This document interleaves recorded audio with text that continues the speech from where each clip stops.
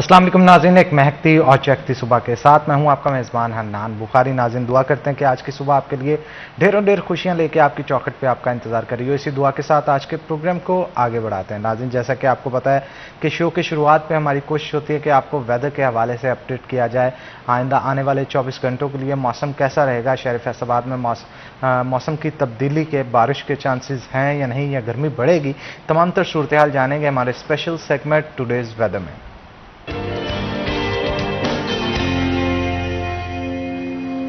मरियम रजा हमारे साथ मौजूद होंगी। मरियम, बताइएगा क्या सूरत हाल है, शहर फैसलाबाद के मौसम कैसा रहेगा महकमा मौसमियात के मुताबिक?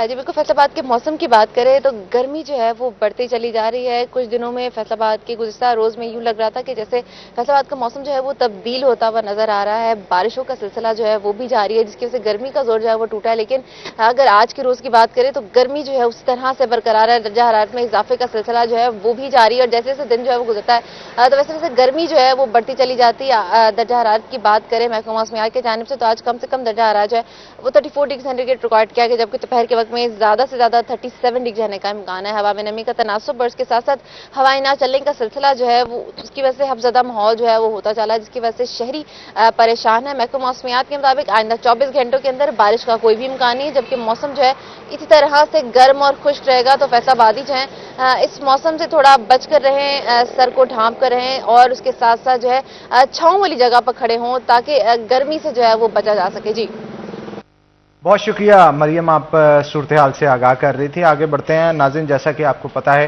कि हमारी कोशिश होती है कि कोई ना कोई ऐसे गेस्ट जो है वो मुतारफ़ करवाए जाएं आपके साथ, जिससे आपको बहुत कुछ ना सिर्फ सीखने को मिले, नई बातें सुनने को मिलें, और यही नहीं बल्कि अवेयरनेस सेशन भी एक किस्म का हम फर्स्ट सेशन के अंदर रखते हैं, जिसमें इश्यूज़ हम डिस्कस करते हैं और इश्यूज़ के साथ साथ उनका हल जो है वो भी बताया जाता है। तो नाज़रीन, आज हम अपने माशरे के अंदर, तालीमी निज़ाम के अंदर इंग्लिश को इतनी अहमियत क्यों दी जाती है, और क्या इतनी अहमियत की हामिल है भी या नहीं। बहुत सारे लोगों की तरफ से ये नारा हमेशा से लगाया जाता है कि इंग्लिश की जगह उर्दू और पंजाबी को परवान चढ़ना चाहिए। पंजाबी जैसे माँ बोली समझा जाता है, बहुत सारे लोग उसको भी परवान चढ़ाने की कोशिश करते हैं, लेकिन बहुत सारी यूनिवर्सिटीज़ के अंदर जहाँ पे इसके डिपार्टमेंट्स होते थे वो भी ख़त्म होते दिखाई दे रहे हैं। हम इंग्लिश की अहमियत के ऊपर वर्ल्ड वाइड अगर बच्चे को तालीम हम पाकिस्तान में देते हैं तो वो दुनिया के साथ कम्पीट किस तरह से करता है, किस तरह से बाकी कोर्सेज़ के अंदर ये हेल्पफुल साबित हो सकती है, इन तमाम तर चीज़ों के हवाले से जानेंगे। हमारे जो आज के गेस्ट हैं उनका तारुफ मैं आपके साथ करवा दूं।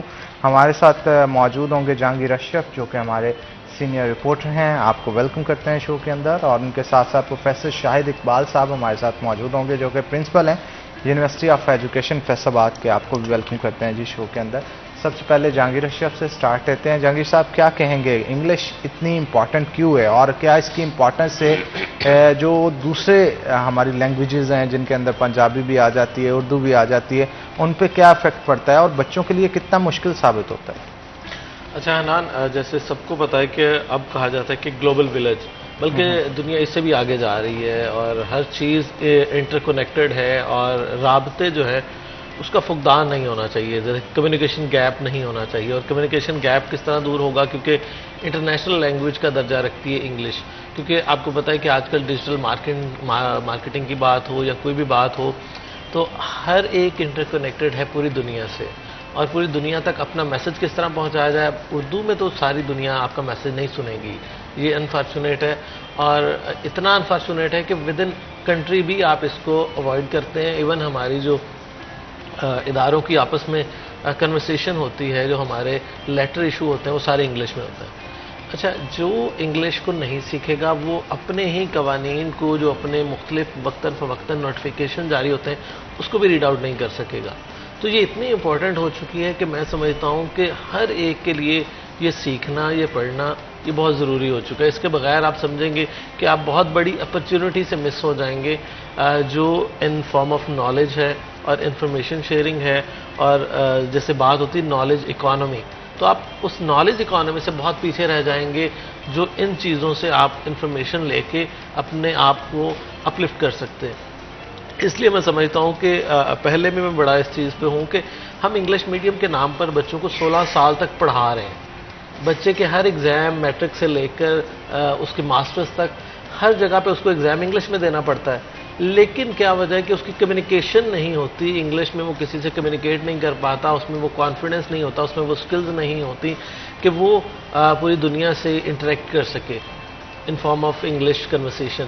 ہمارے ہاں فقدان یہی ہے کہ ہم اس کو رٹا سسٹم کے تحت اس کو انگلش کو بھی ہم نے اس کو رٹا سسٹم بنا کے اس کو پاس کر دیا، لیکن انفارچونیٹلی جو گریجویٹس ہیں، جو ماسٹرز ہیں، even M Phil P H D, اس کی کمیونیکیشن اگر دیکھی جائے انگلش لینگویج میں تو وہ نہیں ہے، کیونکہ ہم نے اس کو اڈاپٹ نہیں کیا ایز کمیونیکیشن اسکل. ہم اس کو کیا کرتے ہیں، صرف اس کو ڈگری لینے کے لیے انگلش کو ایک ذریعہ سمجھ کے اس کو رٹے لگا کے، جیسے آپ کو یاد ہوگا کہتے تھے سمری ہے پوری یاد کر لو. اب وہ اس طرح یاد کر لیتے جس طرح دیکھیں المیہ ہمارا یہ بھی ہے کہ ہم قرآن پاک کو حفظ کر لیتے ہیں عربی میں، لیکن ہمیں اس کا مطلب یا ہمیں اگر عربی میں کمیونیکیشن کا پوچھا جائے تو نہیں ہوتی. ہمارے ہاں چیزوں کو پاس کر لینا، اس کو پڑھ لینا، اس کو یاد کر لینا، یہ کمیونیکیشن نہیں ہے. عربی کے ساتھ بھی یہی ہے، انگلش کے ساتھ بھی یہی ہے، کوئی اور لینگویج ہوگی تو اس کے ساتھ بھی یہی ہے کہ جب تک آپ اس کو کمیونیکیٹ نہیں کریں گے تب تک وہ آپ کی ہیبٹ نہیں بنے گی اور آپ اس میں عبور نہیں حاصل کریں گے. اسی لیے ہمارا انگلش سسٹم جو ہے نا وہ بہت زیادہ فلاپ ہے ایجوکیشن میں، کہ آپ 16 سال تک انگلش میڈیم میں ایگزام دے کے پاس ہو جاتے ہیں، لیکن آپ کو کنورسیشن کرنی پڑ جائے گی تو آپ پیچھے ہٹ جائیں گے. یہ چیزیں ہیں. تو میرا خیال ہے کہ اداروں کو بالخصوص اس پہ فوکس کرنا چاہیے کہ ہم انگلش کی ایون ماسٹرز ان انگلش بچہ ہے وہ بھی کمیونیکیٹ نہیں کر سکے گا، کیونکہ ہم نے کمیونیکیشن پر فوکس نہیں کیا کبھی. بالکل ٹھیک کہا. پروفیسر صاحب آپ کیا سمجھتے ہیں انگلش کی اہمیت کے حوالے سے ہمیں بتائیے گا کہ بچوں کو جو پڑھائی جاتی ہے اور کیا وہ تعلیمی نظام جو ہم متعارف کروایا ہوا ہے جس سے بچے پڑھ رہے ہیں جتنا انگلش سیکھنا چاہیے اس سے اتنا سیکھ رہے ہیں؟ جو موجودہ ہمارے پاس نظام ہے تعلیمی اداروں میں رائج، اس سے لرننگ کا mechanism up to the mark deliver نہیں کر رہا. جس حد تک جیسے جہانگیر صاحب نے کہا کہ جتنا وقت صرف کر کے بچوں کو لرننگ ہونی چاہیے تھی اس لیول کی لرننگ نہیں ہو رہی. اس کے ڈھانچے میں بنیادی خامیاں ہیں. کسی بھی لینگویج کی پروفیشنسی میئر کرنے کے لیے 3 پیرامیٹر ہیں کہ رائٹنگ، اسپوکن اور ریڈنگ. تو ہمارے ہاں ایک تو ریڈنگ کسی حد تک بچے کر لیتے ہیں، اچھی ریڈنگ کر لیتے ہیں، لیکن اس میں بھی ان کے ایکسنٹ پر، ان کے پروننسیشن پر توجہ نہیں دی جاتی. اس کا کوئی باقاعدہ میکانزم نہیں ہے. اور پرائمری لینگویج جو ہے وہ کسی بھی دوسری لینگویج کے ایکسنٹ میں اپنا اثر کافی حد تک ڈالتی ہے. اور جو ہم اردو اسپیکنگ یا پنجابی اسپیکنگ لوگ ہیں جب بھی انگلش زبان بولتے ہیں تو اس میں ہمارے لہجے کے تاثرات غالب رہتے ہیں. اور اس کا نتیجہ یہ ہے کہ ہماری کمیونیکیشن کسی بھی بین الاقوامی سطح پہ، کسی بین الاقوامی فورم پہ اس میں ہمیں دقت پیش آتی ہے جہاں تک اسپوکن کا تعلق ہے. اور رائٹنگ کا پرانا سٹرکچر جو تھا، translation method, word meaning method کہ ایک لینگویج کو دوسری میں ٹرانسلیٹ کرنا، یہ میتھڈ چلتا رہا ہے لیکن یہ بھی کمیونیکیشن میں افیکٹو نہیں ہے. اب جو ماڈرن ٹولز ہیں، جو ماڈرن گیجٹس آ رہے ہیں اس کے مطابق ٹرانسلیشن میتھڈ کو وہ تقریباً آبسولیٹ کر دیا گیا ہے نئے ماڈل میں. اب ڈائریکٹ اسپوکن کا میتھڈ چل رہا ہے. جیسے اس کی عام ایک ہمارے پاس مشاہدہ ہے کہ کوئی بھی بچہ چھوٹا جو زبان اس کے والدین، جو اس کے معاشرے گلی محلے میں بولی جاتی ہے، وہ تقریباً 4 سال کی عمر میں اس میں فی البدیہہ گفتگو کر سکتا ہے. تو اس کے پاس اچھی خاصی ووکیبلری ہوتی ہے. بلکہ ایک وہ لطیفہ سا بنا ہوا کسی نے کہ انگریزوں کے بچے اتنے لائق ہوتے ہیں کہ وہ پیدا ہوتے ہی انگلش بولنے شروع کر دیتے ہیں. تو اس طرح سے جو ہمارے بچے ہیں وہ انگلش کو ایک بیریئر سمجھتے ہیں اپنے ایگزامز پاس کرنے کے لیے. وہ جیسے ابھی جہانگیر صاحب نے کہا کہ وہ کریمنگ کرتے ہیں، وہ شارٹ کٹ ڈھونڈتے ہیں، انہیں اس کا میننگ میں انٹرسٹ نہیں ہوتا، صرف انہیں انٹرسٹ اس لیول تک ہوتا ہے کہ ہمارا ایگزام پاس ہو جائے. یہ وجہ ہے کہ تعلیمی نظام جو ہے وہ ہمارا انگلش کی لرننگ میں، کمیونیکیشن میں پراپرلی ڈیلیور نہیں کر سکتا. بالکل ٹھیک ہے. تو جہانگیر اشرف، آپ کیا سمجھتے ہیں کہ ہمارے معاشرے کو بہتری کی طرف لے جانے کے لیے کیا سکلز وہ ٹیچرز کو دیے جاتے ہیں جو بچوں میں ٹرانسفر کیا کریں انگلش لینگویج کے حوالے سے؟ اچھا حنان، یہ ویسے واقعی بہت بڑی ایک کمی کہہ لیں، ایک بہت بڑا اخلاق کہہ لیں کہ ہمارے ٹیچر ہی اپلفٹ نہیں ہیں، اسکلفل نہیں ہیں کہ وہ بچوں کو ڈیلیور کر سکیں. مطلب میں ہمیشہ اس چیز کو تنقید کا نشانہ بناتا ہوں کہ ٹیچر ہمارا جو ہے نا وہ سمجھتا ہے کتاب پڑھانا ٹیچنگ ہے، حالانکہ وہ جسٹ ایک پارٹ ہے اس کا، کہ کتاب سے پڑھا دینا وہ کافی نہیں ہے، اس کو آپ اس کے علاوہ پوری دنیا کا آپ اس کو ایک اوور ویو دے کہ آپ کے لیے صرف کتابیں نہیں ہیں، کتاب ایک پارٹ ہوتی ہے آپ کے سلیبس کا، لیکن اس کو ہی پورا سلیبس سمجھ لیا جاتا ہے۔ یہ ہمارے ہاں خاص کر ہمارے پاکستان میں زیادہ یہ ٹرینڈ ہے کہ وہ کتاب تک باؤنڈ رہتے ہیں۔ پوری دنیا میں جو یونیورسٹیز میں بالخصوص کلچر ہے وہ یہ ہے کہ آپ کو ٹاپکس دیے جاتے ہیں، اس پر آپ کسی بھی جگہ سے کہیں سے بھی اپنا نالج جو ہے وہ گین کر سکتے ہیں، اس میں بک ریڈنگ بھی ہے، اس میں آپ انٹرنیٹ سے بھی سرچ کر سکتے ہیں، اس میں آپ ایکسپرٹس کے ریسرچ بھی پڑھ سکتے ہیں۔ ہمارے ہاں یہ بہت کم رجحان ہے کہ آپ کتاب سے باہر نہیں نکلتے، نہ ٹیچر اس کو کتاب سے باہر نکلنے دیتا ہے۔ ایون آپ نے نوٹ کیا ہوگا کہ ہماری یونیورسٹیز میں ہر سیمیسٹر میں 10-15 پیجز کے نوٹ تھما دیے جاتے ہیں بچے کو کہ آپ یہ کر لیں اور آپ پاس ہو جائیں گے۔ اب دیکھیں آپ پورے ایک سیمیسٹر کے ایک سبجیکٹ کو جس میں آپ اس کو ماسٹرز بنانا چاہتے ہیں، آپ اس کو گریجویٹ بنانا چاہتے ہیں، لیکن اس کو آپ 8-10 پیجز دے کے کہتے ہیں یہ سبجیکٹ آپ کا کور ہو گیا۔ اب آپ سمجھیں کہ ایک جو ٹاپک ہے اس پر کئی کتابیں لکھی جاتی ہیں، لیکن آپ اس بچے کو اپنے بچے کو اس کے نالج کو محدود کر دیتے ہیں 8-10 صفحوں پر، تو کس طرح سے اس کا مائنڈ گرو کرے گا، کس طرح سے وہ سوچے گا، اس کا ایکسپوجر ہی کیا ہوگا جس نے ایک ٹاپک پر صرف ایک بندے کی رائے پڑھی ہے۔ اب سوشل سائنسز میں بالخصوص میں کہتا ہوں کہ کوئی بھی چیز حرف آخر نہیں ہوتی۔ سائنس میں تو چلیں یا میتھ میں جس طرح 2+2 4 کہتے ہیں، تو آرٹس والے کہتے ہیں 2+2 ہمارے لیے 22 ہے، کہ ان کا دیکھنے کا انداز اور ہوتا ہے، ایک بندہ جو ہے وہ مختلف انداز سے اس کو سوچ سکتا ہے۔ آپ دیکھیں آپ نے آبزرویشن کی ہوگی کہ سائنس میں موسٹلی ڈیفینیشن ایک ہی طرح کی ہوتی ہے، لیکن آرٹس میں کوئی اگر آپ سوشیولوجی میں، پولیٹیکل سائنس میں، میس کمیونیکیشن میں دیکھیں تو ایک ہی ٹاپک پہ 10 طرح کے لوگوں نے 10 طرح کی اس کی ڈیفینیشن دی ہوگی۔ تو مسئلہ یہ ہے کہ ہم بچے کو 1-2 جگہ پہ باؤنڈ کر کے رکھ دیتے ہیں، اس کا ایکسپوجر نہیں ہوتا، اور جتنی آپ کا نالج ہوگا اتنی آپ کمیونیکیٹ کریں گے نا۔ ہم نے چونکہ بچوں کو قید کر دیا، لمیٹیشن ان کی لگا دی کہ آپ نے یہ کرنا ہے، تو اس میں باہر بچہ سوچتا ہی نہیں ہے۔ تو بچہ تب سوچے گا جب اس کے پاس اپرچونیٹیز زیادہ سے زیادہ ہوں گی، وہ ان کو آپس میں انالیٹیکلی دیکھے گا، ان کا کمپیریزن کرے گا اور دیکھے گا کہ ان میں کیا کیا چیزیں مشترک ہیں۔ تو جو چیزیں سیم ہوں گی وہ اسے لگے گا یہ زیادہ کام کی باتیں اور باقی چیزیں ایکسٹرا ہیں سب میں کچھ نہ کچھ۔ لیکن ہم کیا کرتے ہیں، وہ اس کو کمپیریزن کا، انالیٹکس کا وہ موقع ہی نہیں دیتے، اس کو ایک جگہ پہ کہتے ہیں بس یہی جواب ہے۔ تو یہ چیزیں ہمارے بچے کو میں سمجھتا ہوں باؤنڈ کرتی ہیں، اس کی کمیونیکیشن کو لمٹ کرتی ہیں۔ یہ صرف انگلش کا معاملہ نہیں ہے، آپ اردو زبان میں کسی کو کہہ دیں کہ اپنے آپ کو ایکسپلین کرے تو وہ نہیں کر پاتا، 2-4 جملوں سے زیادہ کوئی بول نہیں پاتا۔ اور 2-4 جملے کیا ہوں گے کہ میرا نام یہ ہے، میرے والد کا نام یہ ہے، میرے والد کا پیشہ یہ ہے، اور بس۔ ہمارے ہاں 2-3 جملوں کے بعد اپنا تعارف ہی بند ہو جاتا ہے، چاہے وہ اردو زبان میں کس سے کروا لے۔ تو لینگویج ایک ادر بیریئر ہے، لیکن ایکسپریسو ہونا یہ ایک الگ بیریئر ہے جو کہ انگلش سے بھی زیادہ امپورٹنٹ ہے کہ اس پہ فوکس کیا جائے۔ چاہے اردو زبان میں آپ اپنے آپ کو ایکسپریس کریں، ایکسپریسو بنائیں اپنے بچوں کو، اپنی کمیونٹی کو، سوسائٹی کو ایکسپریس کریں گے تو کوئی نہ کوئی اس کا میسج ٹرانسلیٹ کر سکتا ہے۔ اگر آپ اردو میں بھی اپنے آپ کو بتا دیں، اس کو کوئی نہ کوئی ٹرانسلیٹ کر سکتا ہے، لیکن آپ اگر اپنی زبان میں بھی اپنے آپ کو نہ بتا سکے نا، تو یہ المیہ ہے ہماری اوور آل ایجوکیشن انسٹیٹیوشنز کے لیے کہ ہمارے بچے اپنے آپ کو ایکسپریس نہیں کر پا رہے۔ بالکل ٹھیک کہا آپ نے۔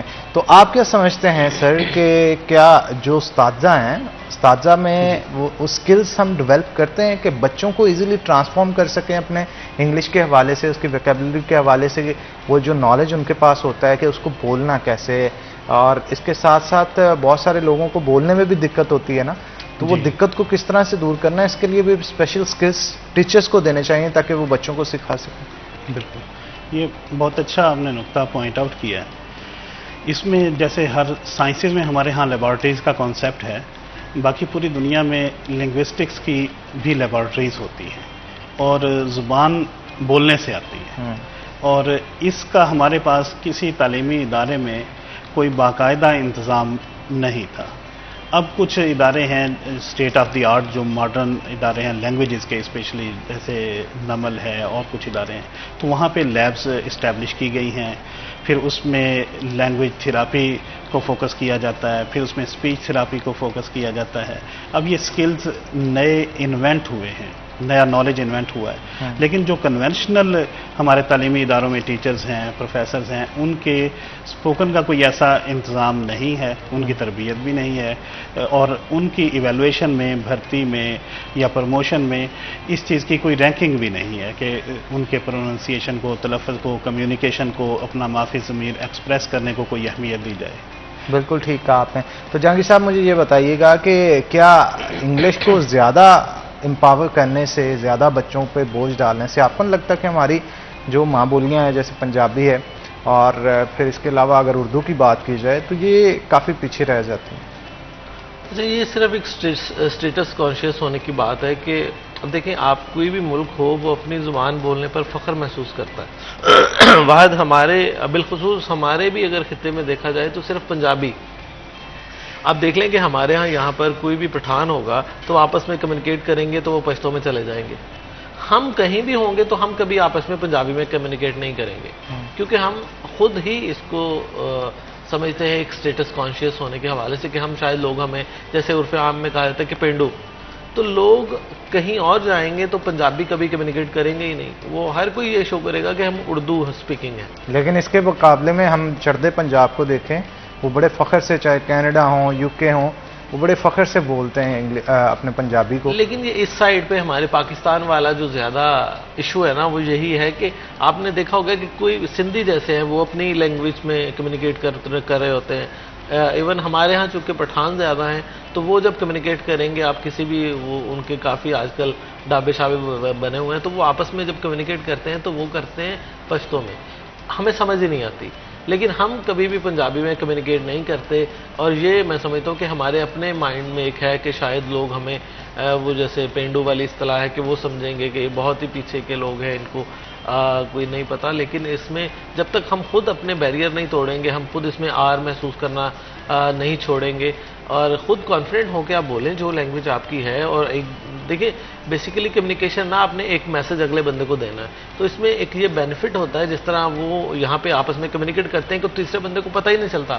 جس کو پشتو لینگویج نہیں آئے گی اس کو تو نہیں پتہ چلے گا کیا کمیونیکیٹ کر رہے ہیں. اسی طرح انگلش کمیونیکیشن کرنے والے ایک تو ہمارے مائنڈ میں یہ بڑا ہے کہ شاید ہم انگلش بول کے لوگوں کو امپریس کر رہے ہوتے ہیں. ہمارے ہاں جو انگلش بولی جاتی ہے نا وہ صرف اپنے سراؤنڈنگ کو امپریس کرنے کے لیے بولی جاتی ہے. اس میں اپنی کمپیٹنسی اور اپنی وہ چیزیں نہیں، اس میں صرف اور صرف ایک ہمارے مائنڈ میں یہ گھسا ہوا ہوتا ہے کہ ہم لوگوں کو امپریس کر لیں کہ یہ بہت پڑھا لکھا ہے. ایک المیہ یہ بھی ہے کہ انگلش بولنے کو پڑھنے لکھنے کا معیار سمجھا جاتا ہے اور یہ کوئی بات ایسی ہے نہیں. اس میں انگلش کمیونیکیشن آپ دیکھیں اس طرح وہ بتا رہے تھے ابھی کہ وہ لطیفہ ہی بنا ہوا ہے کہ انگریزوں کے بچے شروع سے ہی انگلش بولتے ہیں. تو کسی بھی کمیونٹی کے بچے اپنی لینگویج تو ایسے ہی بولیں گے نا. تو آپ اس میں کیوں سمجھتے ہیں کہ وہ کمپیٹنٹ زیادہ ہے، نہیں کمپیٹنٹ زیادہ. آپ اپنی بات اگر اردو میں کنوے کریں، پاکستان میں کتنے بڑے ایسے نام ہیں جو جن کی جیسے ضیاء محی الدین ہے، اگر ہم کہیں کہ وہ سارا ان کا جو انہوں نے اپنی نام بنایا وہ اردو لینگویج سے بنایا نا. ان کی انداز بیاں جو ان کا تھا وہ پوری دنیا اس کو سنتی تھی جو اردو سمجھنا چاہتے تھے، اردو کے تلفظ سیکھنا چاہتے تھے. اس طرح سے لوگ ہمارے ہاں ہیں موجود جن کو لوگ جیسے عابدہ پروین ہے اس کو لوگ سنتے ہیں کہ اس کا تلفظ جو ہے نا وہ اتھینٹک ہوگا. ٹھیک ہے، اس طرح سے لوگ پوری دنیا میں سٹینڈرڈ اردو کے بھی بنے ہوئے ہیں. یہ کبھی نہیں ہم نے اپنے مائنڈ میں لانا چاہیے کہ اگر ہم انگلش نہیں بول رہے، انگلش نہیں بول سکتے تو ہم شاید نالائق ہیں. نالائکی لائکی کا کنسیپٹ جو ہے وہ انگلش یا اردو یا کسی لینگویج سے نہیں ہے. پرانے دور کے جو سائنٹسٹ ہیں ایون دیکھے جائیں وہ جن کا برصغیر سے تعلق تھا انہوں نے کیا انگلش کے اندر جہانگیر صاحب وہ ساری دیکھیں نا ہمارا لٹریچر کی اگر بات کریں تو فارسی بڑا ریچ کلچر تھا اس حوالے سے، لٹریچر کے حوالے سے عربی جو ہے وہ خود بذات خود بہت کہتے ہیں نا کہ اتنی وسیع زبان ہے کہ اس میں کئی ایک چیز کے لیے کئی طرح کے نام موجود ہیں، کئی طرح کے حوالے موجود ہیں. تو انگلش لینگویج تو بہت اس کو لمٹ میں کر دیتی ہے. جیسے ہم مثال اس کی دیتے ہیں کہ چچا، ماموں، خالہ جو بھی ہے وہ انگلش میں انٹی اور انکل اور آنٹی ایک چیز میں سارے رشتے اس نے پرو دیے. تو یہ بہت ساری چیزیں ہیں کہ لینگویج کچھ لینگویج بہت وسیع ہیں جس میں بہت زیادہ وسعت موجود ہے، لیکن کچھ لینگویجز ایسی ہیں جیسے انگلش میں کمپیریزن کریں تو اردو میں آپ کے دیکھیں اب ہمارے لیے تو چچا، تایا جو بھی رشتہ ہوگا نا وہ ہر ایک کے لیے اسپیسیفک ورڈز موجود ہیں، لیکن انگلش میں وہ سارے انکل ہیں. بالکل تو یہ آپ نے چیزیں ٹھیک اس طرح کہا. سے ہیں. اس پہ ہم مزید بھی گفتگو کرتے ہیں لیکن ایک چھوٹی سی بریک کے بعد دوبارہ حاضر ہوتے ہیں. آپ نے کہیں نہیں جانا, ہمارے ساتھ رہنا ہے.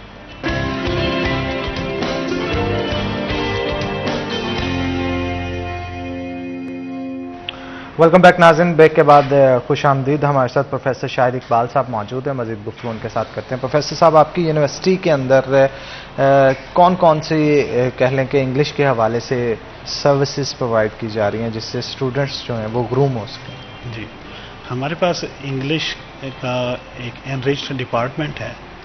اس میں بی ایس انگلش کا پروگرام کافی عرصے سے جاری ہے. اس کے تقریباً 3 بیچ کمپلیٹ کر چکے ہیں بی ایس, اور ابھی ہم ایم ایس انگلش بھی لانچ کرنے والے ہیں. اس کا این او سی ہمارے پروسیس میں ہے. اس کے علاوہ یو ایس کونسولیٹ کی مدد سے ہم نے پہلے انگلش ورک سے ایک پروگرام ہے, تو وہ اس کے 2 بیچز کمپلیٹ کیے ہیں. اور اب ان کا یو ایس کونسولیٹ کا ہی ایک اور پروگرام ہے انگلش ایکسیس. یہ مائکرو اسکالرشپ پروگرام ہے, تو یہ ابھی ہم نے لانچ کیا ہے. تو یہ 2 پروگرامز ہمارے کیمپس میں چل رہے ہیں. ایک کمپلیٹ ہو گئے ہیں اس کے 2 بیچز, اور دوسرا جو ہے وہ اب ہم انیشیٹ کر رہے ہیں. آج کل ہمارے ایڈمیشن اوپن ہیں, ہم نے اپلیکیشنز انوائٹ کی ہیں, فیکلٹی ہم نے ہنٹ کر لی ہے, تو یہ ان پروسیس ہے. بالکل ٹھیک ہے. جہانگیر اشرف صاحب بھی ہمارے ساتھ موجود ہیں, ان سے بھی مزید گفتگو کرتے ہیں.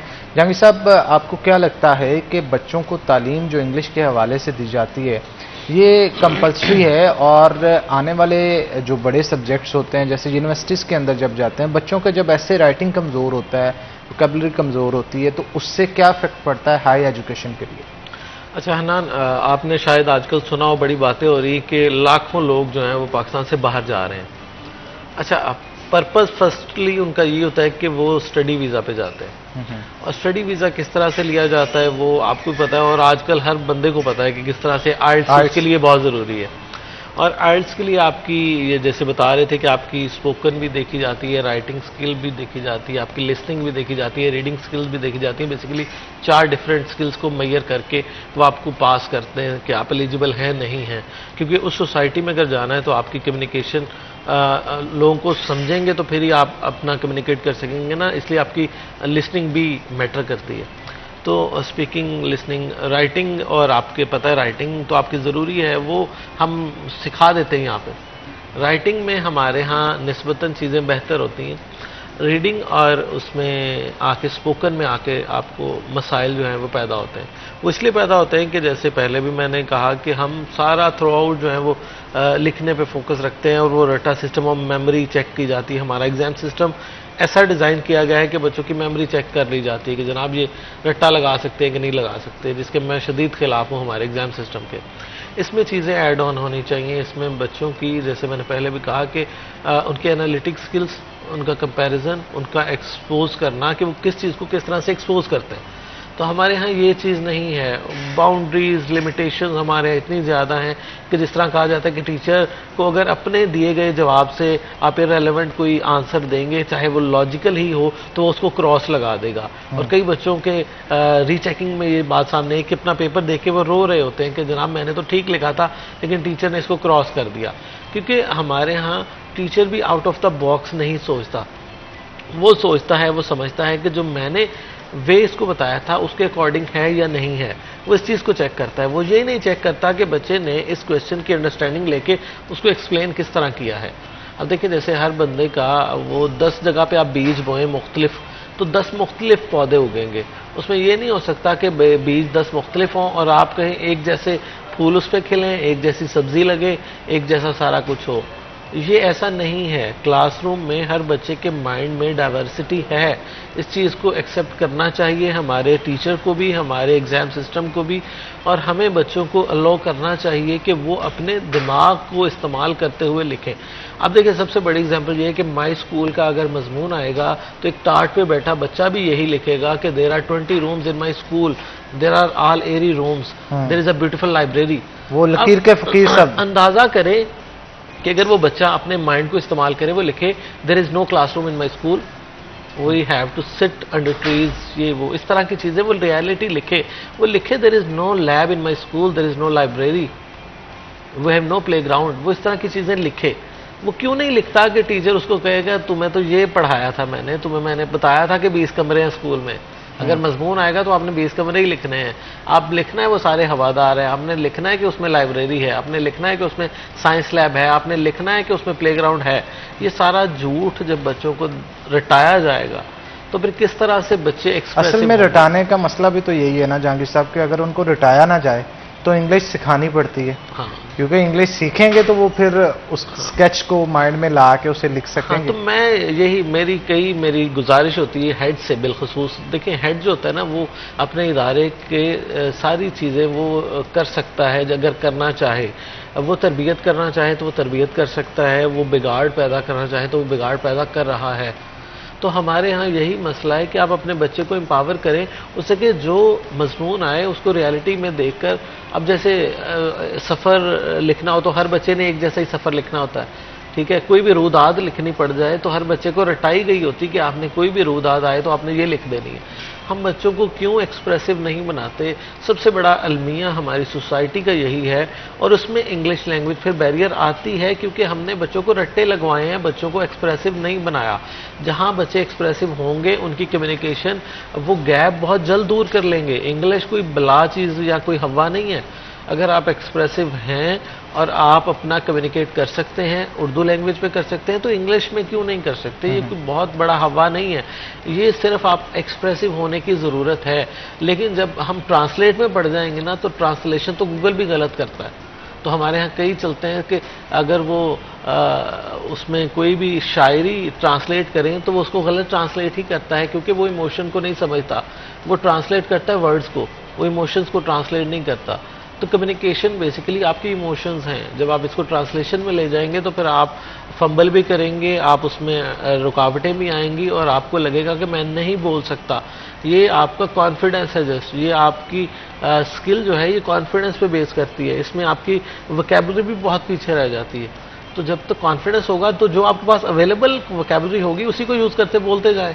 کسی نے کہا ہے کہ بہت آپ جس طرح وہ کہتے ہیں نا سکیل اردو بولتا ہے تو فلاں, تو آپ کو کس نے کہا ہے کہ سکیل انگلش بولیں؟ آپ جو آتی ہے اس میں کمیونیکیٹ کریں. اگر آپ کو ضرورت ہے, آپ کی ضرورت پوری کرے گا آپ کا کانفیڈنس, آپ کی کمیونیکیشن سکل, آپ کی وکیبلری وہ سیکنڈری چیز ہے. لیکن ہمارے ہاں وہ ایک مائنڈ میں ڈر اور ایک خوف بٹھایا ہوا ہے, وہ نہ تو آپ کو کانفیڈنٹ ہونے دیتا ہے نہ آپ کو اس سکل کو انہانس ہونے دیتا ہے. آپ اپنے ہی اندر ڈرتے رہتے کہ میں شاید نہیں بول پاؤں گا, مجھے شرمندگی ہوگی. یہ شرمندگی اور ڈر کا ایلیمنٹ نکال دے تو انگلش اردو کوئی بھی لینگویج بولنا کوئی مسئلہ ہے ہی نہیں. بالکل ٹھیک ہے. ڈاکٹر صاحب آپ پروفیسر صاحب کیا سمجھتے ہیں کہ آنے والے دنوں کے اندر گرومنگ ہمیں جو ٹیچرز کی کرنی چاہیے وہ کس طرح کی کرنی چاہیے جس سے ہم بچوں کے اندر یہ سکلز جو ہیں بولنے کے پیدا کر سکیں, ان میں کانفیڈنس دے سکیں؟ جی, اب یہ جو ڈیجیٹل دور آیا, ڈیجیٹلائزیشن نے جو ہے پوری دنیا کو ایک گلوبل ولیج بنا دیا ہے. اب جو ہمارے برِ صغیر کے ادارے ہیں, اسپیشلی پاکستان کے ادارے, ان میں بھی یہ کمپیٹنسی بڑی ہے.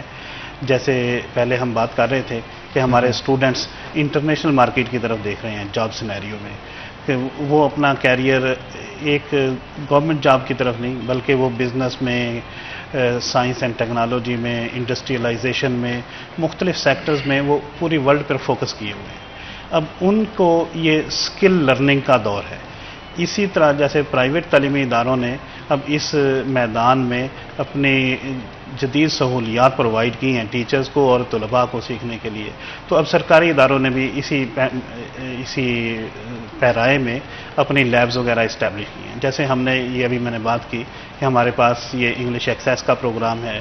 یہ اب US کونسلیٹ نے ہمارے انڈر پریویلیجڈ جو بچے ہیں, جو غریب نادار لوگوں کے بچے ہیں, ان کے لیے یہ پروگرام بنیادی طور پہ پاکستان کے مختلف شہروں میں لانچ کیا ہے اور یونیورسٹیز میں لانچ کیا ہے, جس کی کوئی فیس نہیں ہے بلکہ بچوں کو ماہانہ وظیفہ دیا جاتا ہے, ان کے آنے جانے کے ایکسپینس برداشت کیے جاتے ہیں. پھر یہ نہیں کہ انہیں کلاس روم میں بند کر کے سکھایا جاتا ہے بلکہ انہیں مختلف پلیٹ فارمز پر لے جا کر, مختلف ایگزیبیشنز میں لے جا کے ان کی یہ کمیونیکیشن, جیسے ابھی جہانگیر صاحب کہہ رہے تھے کہ ایک خام خواہ کا ایک شرمندگی کا احساس رہتا ہے, خوف رہتا ہے کہ میں بولوں گا تو کہیں میں غلط نہ بول بیٹھوں, تو یہ ان کی کمیونیکیشن سکلز کو پالش کیا جاتا ہے, ڈیولپ کیا جاتا ہے. اسی طرح سے پہلے جو فیکلٹی ہے اس کی بھی ٹریننگ کروائی جاتی ہے مختلف جگہوں پہ. تو وہ ٹریننگ تو کروائی جاتی ہے، لیکن ہم نے دیکھا ہے کہ ٹریننگز کے باوجود بھی بچے جو ہیں وہ اس طرح سے سیکھ نہیں پاتے. اس کے پیچھے کیا فلاز ہوتے ہیں، ان کو کس طرح سے امپروو کیا جا سکتا ہے، اس پہ بات کریں گے. لیکن ایک چھوٹی سی بریک کے بعد دوبارہ حاضر ہوتے ہیں. آپ نے کہنا چاہنا ہمارے ساتھ ہیں.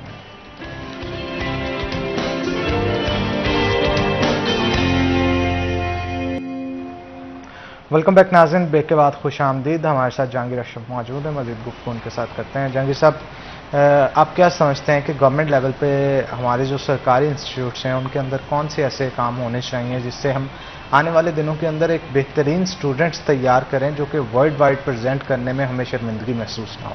اچھا حنان، ٹریننگز ہمیشہ سے بہت پارٹ اینڈ پارسل ہے کسی بھی انسٹیٹیوشن کے گرو کرنے کا. اچھا، اس میں فلا کہاں آتا ہے کہ ہمارے گورنمنٹ سیکٹر میں اسکولز میں بالخصوص ایک قائد اعظم اکیڈمی بنی ہے، Quaid Azam academy for educational development, جو کہ تمام گورنمنٹ اسکول ٹیچرز کی پرائمری اسکول سے لے کر ہیڈ تک سب کی ٹریننگ کرواتے ہیں وقتاً فوقتاً. مسئلہ کہاں پہ آتا ہے؟ ٹیچر ٹریننگ لے کے اسکول میں واپس جاتا ہے اور اس ٹریننگ کو وہیں چھوڑ آتا ہے، اس کو امپلیمنٹ نہیں کرتا کلاس میں.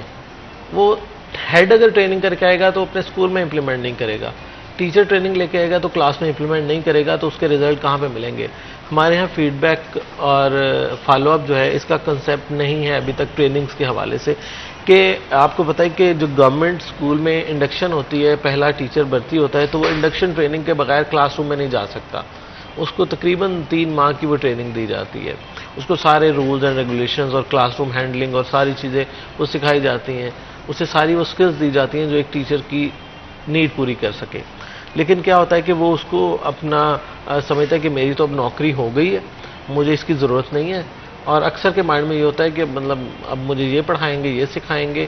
میں نے یہ تک باتیں سنی ہیں کہ آپ کو پتہ ہے کہ ٹرینر کے لیے کوئی وہ لازم نہیں کہ آپ کے سیم اسکیل کا ہو اور کچھ بھی ہو یا آپ سے اپ اسکیل کا ہو. تو ہمارے ہاں میں نے ایسے بھی جگہوں پہ دیکھا ہے کہ کسی نے وہ اسکل لی ہے، وہ چاہے 16 اسکیل میں ہو تو وہ اگر 19 اسکیل والے کو آ کے وہ اسکل ڈیلیور کرنے کی کوشش کرتا ہے کسی ٹریننگ میں، تو پہلا اعتراض 19 اسکیل والوں کی طرف سے یہ آئے گا کہ ہمیں اب 16 اسکیل والے پڑھائیں گے.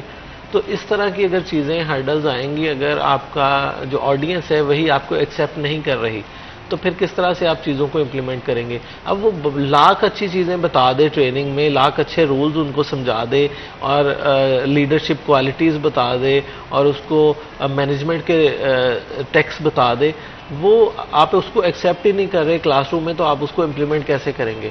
اس کے علاوہ ٹیچرز کی ایک بہت اچھی ٹریننگ تھی پیلی پروجیکٹ کے نام سے، برٹش کاؤنسل کا تھا، Punjab English language initiative programme. تو وہ مقصد یہ تھا کہ سارے پرائمری اسکول ٹیچر جو ہیں ان کو انگلش لینگویج میں اکوپ کیا جائے، ان کی اسکل دی جائے تاکہ وہ بچوں کو انگلش میں پڑھا سکیں. اسی طرح English as a subject for teacher and educator کے نام سے ایک ٹریننگ کروائی گئی تمام پرائمری اسکول ٹیچرز کو. اب 2 انگلش کی بہت اچھی ٹریننگز کروائی گئیں جس میں ایکٹیویٹی بیسڈ لرننگ بھی تھی، جس میں یہ تھا کہ بچوں کو انگیج کریں اسٹڈی کے دوران. بالخصوص جو ارلی چائلڈ ایجوکیشن کے نام سے ایک پروجیکٹ شروع کیا گیا. گورنمنٹ کے بے شمار اسکول ایسے ہیں جہاں پر LCDs لگائی گئی کہ بچوں کو کارٹونز دکھا کے، پوئمز دکھا کے کمیونیکیٹ اس طرح سے کیا جائے کہ بچے اسکول سے ان کا جو بانڈ ہے وہ اسٹرانگ ہو. کیونکہ آپ کو پتہ ہے کہ ایک ہمارے ہاں ہمارے دور میں ایک ڈر ہوتا تھا بچے کو اسکول بھیجنا، کہ بچہ روتا ہی رہتا تھا کہ میں اسکول نہیں جاؤں گا. لیکن اب اتنے انٹریکٹیو کلاس روم ہو چکے ہیں اور مور دین 100 تو فیصل آباد میں بھی ہیں اسکول گورنمنٹ کے جس میں LCDs لگی ہوئی ہیں پلے گروپ کے لیے. وہاں پہ ٹوائز موجود ہیں، وہاں پہ ایک آیا انہوں نے دی ہوئی ہے جس کا الگ سے بجٹ آتا ہے. تو یہ ساری چیزیں ہونے کے باوجود اگر ہمارے گورنمنٹ اسکول اچھا آؤٹ پٹ نہ دیں تو قصور اس میں سمجھتا ہوں کہ اس ہیڈ کا، اس ٹیچر کا ہے جس نے ٹریننگ تو لی، گورنمنٹ کا پیسہ تو لگا، لیکن اس کو اپنے اسکول میں اپنی کلاس میں امپلیمنٹ نہیں کیا. اب میں سمجھتا ہوں جہاں ٹریننگ ضروری ہے وہیں اس کا فالو اپ اور اس کو دوبارہ سے اس کا فیڈ بیک لینا یہ بہت ضروری ہے. اور اس حوالے سے ریسنٹلی گورنمنٹ نے کاوش تو کی ہے کہ جو English as a subject for teachers and educators training کروائی گئی، اب اس کا پورے پنجاب میں 5000 ٹیچرز کو جج کیا جائے گا، ان کا انٹرویو کیا جائے گا تھرڈ پارٹی. اب انٹرویو میں ان سے کویسچنز یہی ہوں گے کہ آپ نے کیا کیا لرننگ کی ہے اور اس کو امپلیمنٹ کس طرح سے کریں گے. اور مجھے اس حوالے سے ابھی تک کوئی چونکہ ابھی سروے ہونا ہے تو اس کے بعد ہی پتہ چلے گا کہ آیا کہ ہمارے ٹیچر کتنے % اس کو اڈاپٹ کر کے کلاس میں امپلیمنٹ کرتے ہیں یا نہیں کرتے.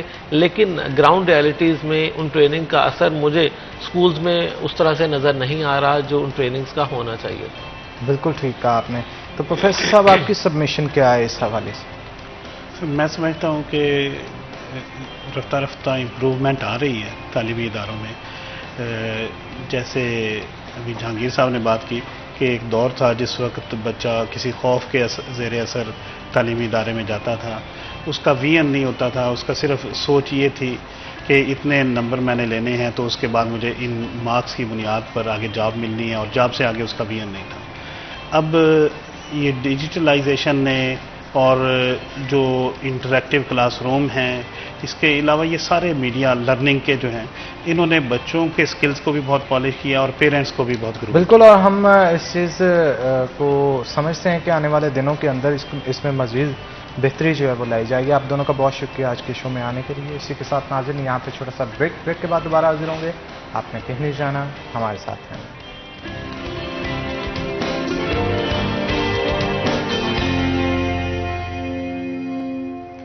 ویلکم بیک ناظرین. بریک کے بعد خوش آمدید ناظرین. سیکنڈ ہاف سٹارٹ ہو چکا ہے اور سیکنڈ ہاف کے سٹارٹ کے اوپر ہی ہماری کوشش ہوتی ہے کہ آپ کو روزانہ کی بنیاد پر اشیاء خورنوش کے حوالے سے بتایا جائے. مارکیٹ کمیٹی کی طرف سے جو لسٹ پبلش کی جاتی ہے اس کے مطابق فروٹس, سبزیاں اور گوشت کے ساتھ ساتھ دیگر اشیاء کی کیا پرائسز جو ہیں وہ لسٹ کی جاتی ہیں, اور نہ صرف ہم ان کی پرائسز بتاتے ہیں بلکہ ہماری کوشش ہوتی ہے کہ گزشتہ روز کی نسبت جو ہے اس کو کمپیئر بھی کیا جائے.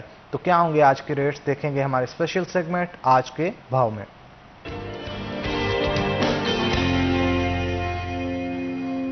محمد بلال ڈوگر ہمارے ساتھ موجود ہوں گے. بلال, بتائیے گا کیا صورتحال ہے مارکیٹ کمیٹی کا لسٹ کے حوالے سے, کیا کہنا ہے؟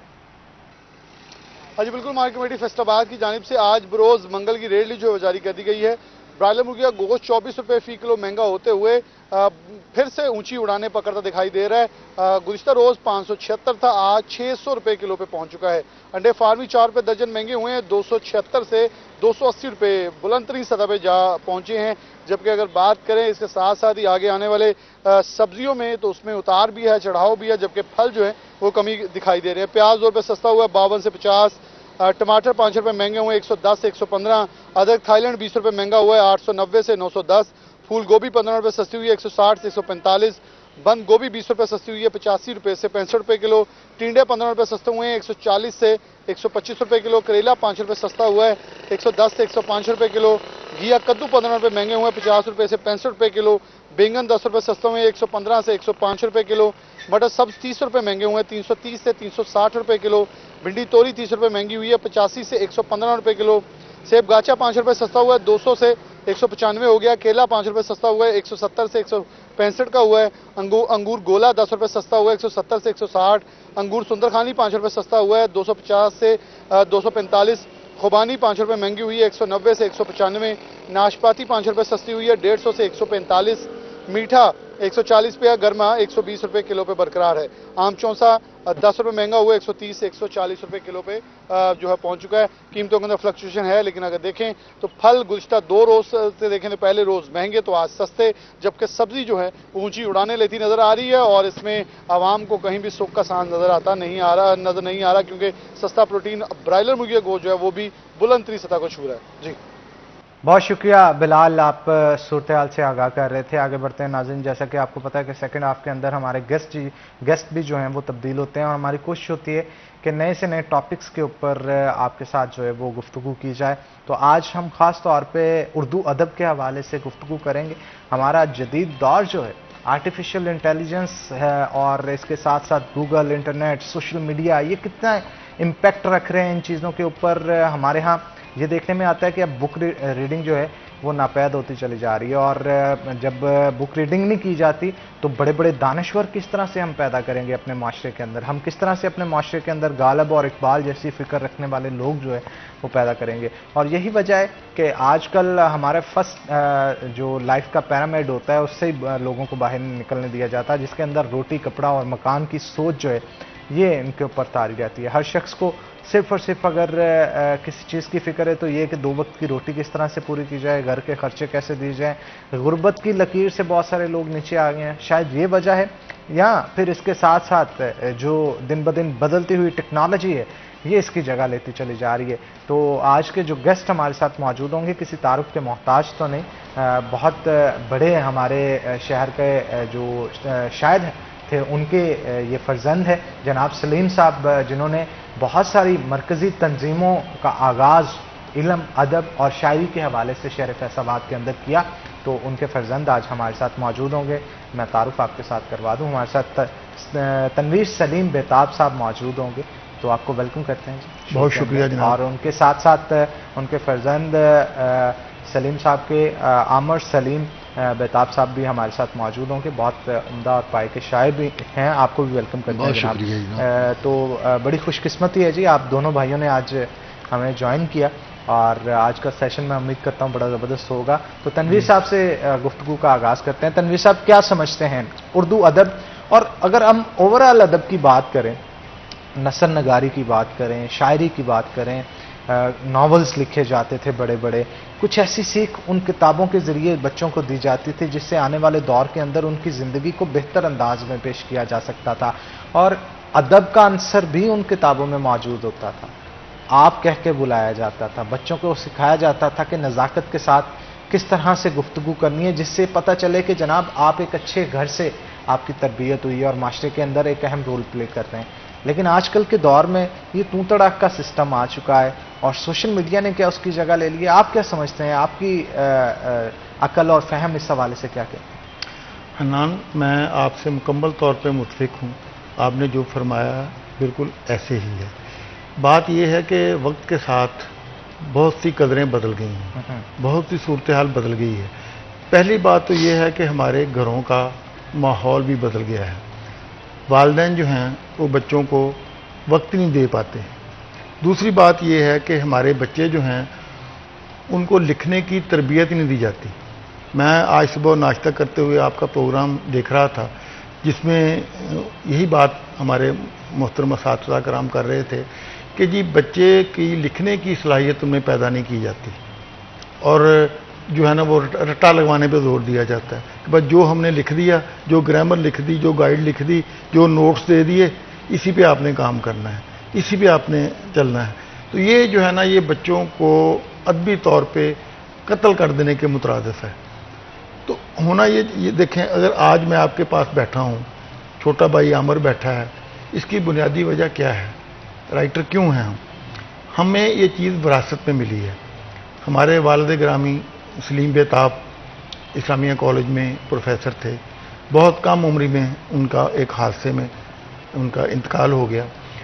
उनके उस वक्त 2 शेरी मजमूए शाया हो चुके थे, लम्हों की जंजीर और हवा की दस्तक, और उनका ये शेर तब भी ज़ुबान तद-ए-आम था, मैंने तो यूं ही रात में फेरी थी उंगलियां, देखा जो गौर से तेरी तस्वीर बन गई। वाह वाह। अच्छा, अब उनका क्या था कि उन्होंने बचपन से हमारी तरबियत की। मैं छोटा था, भाइयों में बड़ा था, तो छोटे होते मुझे उन्होंने घर में मैगजीन ला के देने शुरू किए, बच्चों की दुनिया, इत्फाल, नौनिहाल, ये वो चीज़ें थीं जो घर में हमारे दस्तयाब होती थी। और हम घर में इमरोज़ अखबार आता था, उसको पढ़ना हम पे लाजमी था। पहले बच्चों का सफ़ा, उसके बाद जब ज़रा बड़ी क्लास में गया तो अब वालिद साहब का हुक्म होता था कि इसको आपने पढ़ना है, मैंने पूछना है कि क्या आपने पढ़ा है, क्या खबरें आई हैं। तो ये वो बुनियाद थी जहाँ से पढ़ने का शौक़ पैदा हुआ। अच्छा, जब आप पढ़ते हैं आपका मुताला वसी होता चला जाता है। अब वो बच्चों के रसालों से बात आगे बढ़ी, उम्र यार तक पहुँची, अलिफ लैला तक पहुँची, उसके बाद फिर आ गया इब्ने सफ़ी को पढ़ना शुरू कर दिया। उस वक्त सबसे ज़्यादा बड़ा नाम वही था यसूसी डाइजेस्ट वगैरह लिखने में। इश्तियाक अहमद को पढ़ना शुरू कर दिया, उनके किरदार बड़े खूबसूरत होते थे, तो वो सारे पढ़ने शुरू किए। इमरान सीरीज़ पे चले गए, उससे ज़रा बड़े हुए तो पढ़ना शुरू कर दिया, और तलवार टूट गई, खाक और खून, तारीख़ पढ़नी शुरू कर दी। अच्छा, इस आगे बढ़े तो साइकोलॉजी, फ़लसफ़ा, ٹھیک ہے جی، ایسے جینے کی تمنا، جینے کی اہمیت، وہ کتابیں پڑھنی شروع کر دیں. اس سے آگے بڑھے تو جناب پھر آگے اپنا رومانس پڑھا، رضیہ بھٹ کو پڑھا، اس زمانے میں سلمہ لکھتی تھیں، یہ سارے لکھتے تھے، ان کو پڑھا. تو یہ ایک پڑھنے کا رجحان پیدا ہوا. جب پڑھنے کا رجحان آپ میں پیدا ہوگا تو لکھنے کی صلاحیت خود بخود پیدا ہوگی. اور پھر ایک سٹیج آیا کہ ہم نے خود لکھنا شروع کر دیا، لکھتے چلے گئے، لکھنا شروع کر دیا. تو یہ بنیاد ہے. گھروں میں ہمارے سب سے پہلے بات تو گھروں میں وہ ماحول ہی نہیں ہے پڑھنے کا ماحول ہی ہم نے ختم کر دیا ہے. اور اسکول میں بھی نہیں ہے. جب اسکول میں بھی نہیں ہے، گھر میں بھی نہیں ہے، تو بتائیں بچے کہاں سے سیکھیں گے؟ بالکل ٹھیک کہا آپ نے. اور یہ لمحہ فکریہ ہے ہمارے لیے. شاید ہمارے تعلیمی نظام کو کچھ کروٹ لینے کی ضرورت ہے، اور اس کے ساتھ ساتھ کچھ برڈن جو ہے وہ والدین کی طرف سے بھی اس حوالے سے تھوڑا سا ڈالا جائے. ضروری نہیں کہ آپ بہت بڑا بیگ بچے کو لدا دیں اور روزانہ کی بنیاد پہ انگلش کا، دیگر جو بکس کا جو ہوم ورک ہے وہ کرتے چلے جا رہے ہیں. کوکولر ایکٹیویٹیز بھی کوئی نہ کوئی ہونی چاہیے ساتھ ساتھ. تو عامر صاحب آپ کیا کہیں گے؟ میں اسی حوالے سے بات کرتے آگے بڑھاؤں گا. جب ہم چھوٹے تھے، 5ویں 4تھی کلاس میں، مطلب 2 3 درجہ دوم یا 100 میں بھی، تب ہمارے نمبر بہت ملنے کا تصور نہیں ہوتا تھا. سمپل سی بات تھی، سادہ کے پاس ہونا ہے. لیکن تب کا پاس شدہ بچہ جو ہے نا، اب جو بہت اچھے نمبر لیتا ہے وہ اس کا مقابلہ نہیں کر سکتا. ہم 5ویں تک خط لکھ لیتے تھے. 5ویں 6ٹھی 4تھی کلاس میں آئے ہیں، اپنے کزنز کو لیٹر لکھنے، 2-3 صفحے خط عام لکھ لیتے تھے. اور یہ بڑا شوق ہوتا تھا. گھر والے منع بھی نہیں کرتے تھے. 10 پیسے کا پوسٹ کارڈ آ جاتا تھا، وہ لکھنا اگر کم پیسے ہیں. یہ جو چیزیں ہوتی ہیں یہ بندے کے اندر تخلیقی قوتیں ابھارتی ہیں. اسی طرح ایک بچہ لائنیں لگا رہا ہے کاپی پہ، لگانے تو ہمارے والد صاحب کبھی منع نہیں کرتے تھے. جو مرضی لکھو، جیسا مرضی لکھو، جو مرضی لائنیں لگاؤ. جو بندہ لائنیں لگاتا ہے نا، بے تکی ہم جیسے بچے کو کہتے ہیں، وہ بھی نہیں روکنا چاہیے. کاغذ دو، دیوار دے دے، اس کو کچھ کرو. اس کے ذہن کی اور ہاتھ کی کمانگی سیٹ ہو رہی ہوتی ہے. اسی طرح جو بچہ لیٹر لکھتا ہے، خط لکھتا ہے، وہ جیسا بھی لکھتا ہے اس کو لکھنے کی عادت بنانی چاہیے، اور یہ ضروری ہونا چاہیے. یہ چیزیں ہوتی ہیں جو بندے کے اندر سوچنے کا مادہ پیدا کرتی ہیں. اور اس کے ساتھ 2 چیزیں بندے میں ڈیولپ ہوتی ہیں. ایک سوچنے کا عمل جو ہے، دوسرا قوت مشاہدہ تیز ہوتی ہے. ہم جب کوئی چیز لکھتے ہیں نا، خط ہے یا کوئی تصویر بناتے ہیں، تو ہمارے ذہن میں ایک فلم چلتی ہے نظروں کی. اور یہی 2 چیزیں ہیں جو آگے بندے کی ترقی کا باعث ہوتی ہیں. یہ بنیادی چیزیں. یہ چیزیں اب نئی نسل میں مفقود ہو گئی. یہ بچوں کو آ ہی نہیں رہا یہ کام کرنا. ابھی جو ایجوکیشن میں ہمارا نظام ہے نا، اس میں یہ تخلیقی صلاحیتیں ابھارنے کی بات ہے. ہم انہیں نمبروں کے پیچھے لگایا ہوا ہے. نمبر بچہ ہمارا اتنے لے. میں کہتا ہوں کہ پوری دنیا میں جیسے ہے، بلکہ بچے کے اندر اس کو جو اس کی صلاحیتیں قدرت نے اس کے اندر جینز میں رکھی ہیں، سائیکیٹرسٹ بیٹھے، اس کو جو پالش کرنے کی جس طرح کی ضرورت ہے اس طرح کا اس کو پالش کیا جائے. بہتر تو یہ ہے. اور دوسرا، ان بچوں کو جو ہم جب 6ٹھی کلاس میں آئے ہیں نا، تو اکثر ٹیچر یہ کرتے تھے کہ مضمون لکھ دیا، ہیڈنگ لکھ دیا، اس کو کہنا اس کے اوپر بولو. جو اچھے اساتذہ تھے وہ غلطی پہ ناراض نہیں ہوتے تھے، کہتے تھے لکھو. میرے پاس ابھی مضمون پڑے، میں نے 6ٹھی کلاس میں لکھے ہیں، 7ویں میں لکھی. تو اسی طرح جب میں 7ویں کلاس میں آیا، میں نے تب پہلی دفعہ نوائے وقت میں ایک نظم لکھی تھی اس زمانے میں. انہوں نے کہا کسی شاعر کو دکھا کے بھیجو. میں نے پھر اپنی طرف سے اپنے اندر کے شاعر کو جگایا، یار یہ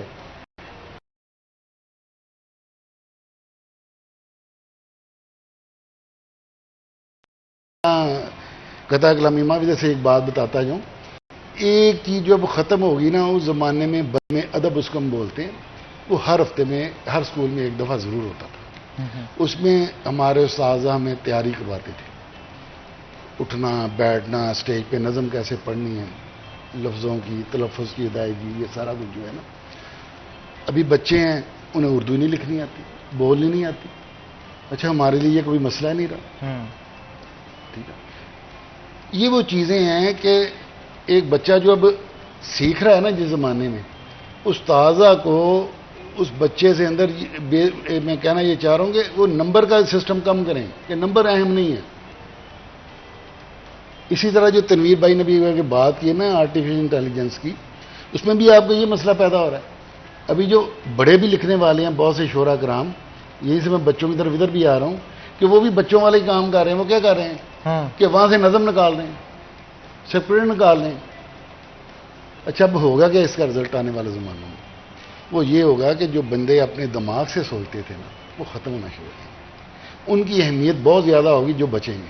اچھا کچھ ایسے بھی تو ہوتے ہیں نا جو تروڑ مروڑ کے دوسرے کی شاعری کو اور 500 کے وہ سرکا شاعروں کی شاعری کو جوڑ توڑ کے کچھ اپنی اس میں یہ ہے کہ جو نیٹ کا میں بڑا ایک فائدہ ہوا ہے.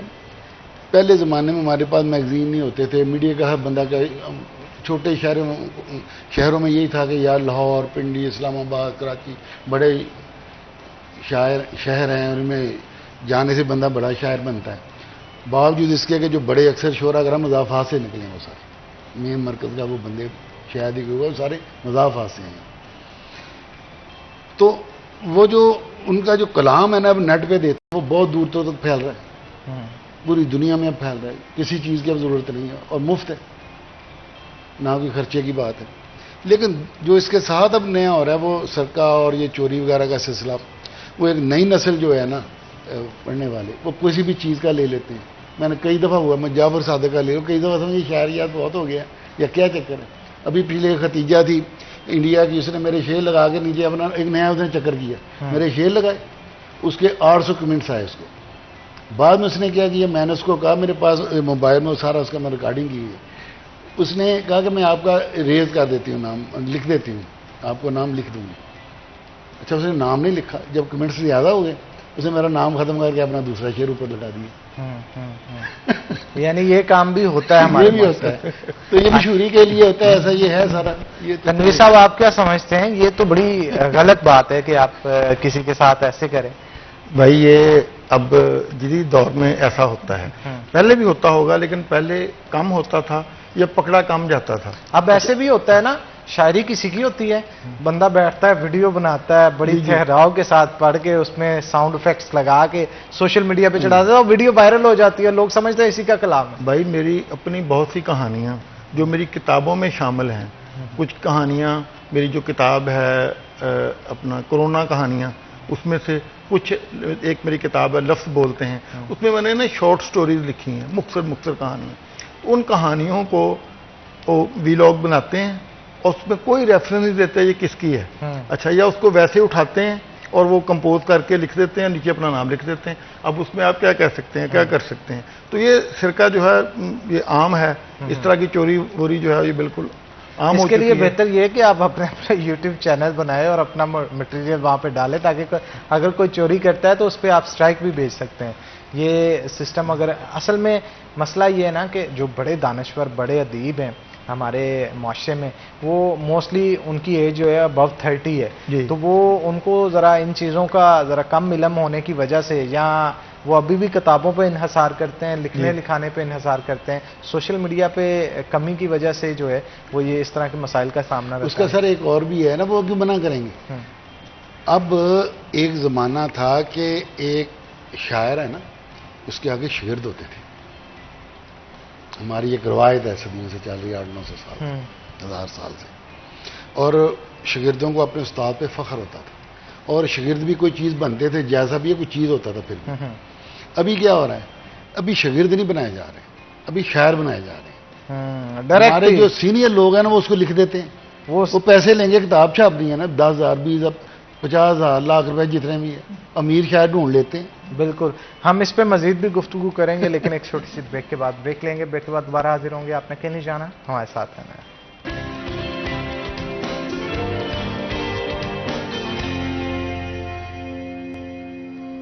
ویلکم بیک ناظرین، بریک کے بعد خوش آمدید. ہمارے ساتھ سلیم بیتاب صاحب موجود ہیں، مزید گفتگو ان کے ساتھ کرتے ہیں. تنویر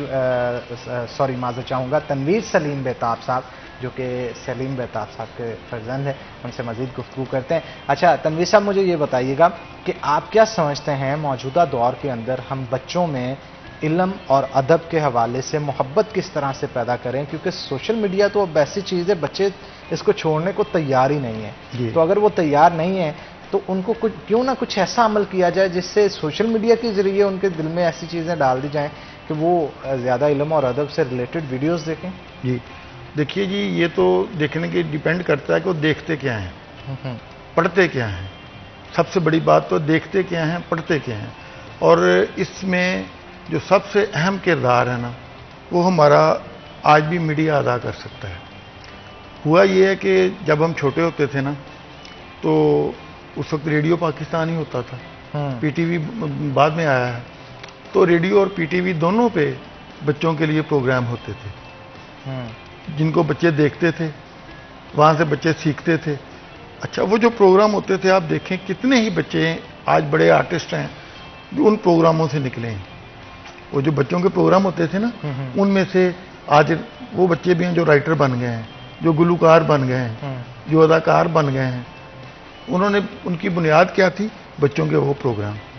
آج ہمارے میڈیا کے کتنے زیادہ چینل ہیں ہم گن نہیں سکتے، لیکن مجھے بتائیں کہ کس چینل پہ بچوں کے لیے کوئی پروگرام آ رہا ہے؟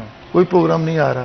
تو سب سے پہلی بات تو یہ ہے کہ میں اس آپ کی کیمرے کی وساطت سے یہ تمام چینل سے یہ درخواست کروں گا، بما 41 والے سمیت، کہ جی بچوں کے لیے کوئی پروگرام شروع کریں. ایسے پروگرام ہیں جس میں بچے آئیں اور وہاں آ کے بچے اپنے اندر کا اظہار کریں.